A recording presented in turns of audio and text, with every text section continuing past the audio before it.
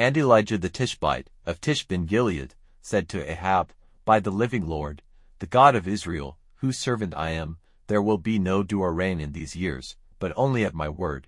Then the word of the Lord came to him, saying, Go from here in the direction of the east, and keep yourself in a secret place by the stream Cherith, east of Jordan. The water of the stream will be your drink, and by my orders the ravens will give you food there. So he went and did as the Lord said, living by the stream Cherith, east of Jordan. And the ravens took him bread in the morning and meat in the evening, and the water of the stream was his drink. Now after a time the stream became dry, because there was no rain in the land. Then the word of the Lord came to him, saying, Up, go now to Zarephath in Zidon, and make your living place there.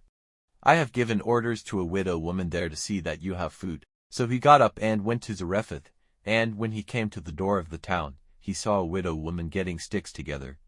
And crying out to her, he said, Will you give me a little water in a vessel for my drink? And when she was going to get it, he said to her, And get me with it a small bit of bread. Then she said, By the life of the Lord your God, I have nothing but a little meal in my store, and a drop of oil in the bottle. And now I am getting to sticks together so that I may go in and make it ready for me and my son, so that we may have a meal before our death. And Elijah said to her, Have no fear, go and do as you have said, but first make me a little cake of it and come and give it to me, and then make something for yourself and your son. For this is the word of the Lord, the God of Israel, the store of meal will not come to an end, and the bottle will never be without oil, till the day when the Lord sends rain on the earth. So she went and did as Elijah said, and she and he and her family had food for a long time. The store of meal did not come to an end, and the bottle was never without oil, as the Lord had said by the mouth of Elijah. Now after this, the son of the woman of the house became ill, so ill that there was no breath in him. And she said to Elijah, What have I to do with you, O man of God? Have you come to put God in mind of my sin, and to put my son to death? And he said to her, Give your son to me. And lifting him out of her arms, he took him up to his room and put him down on his bed.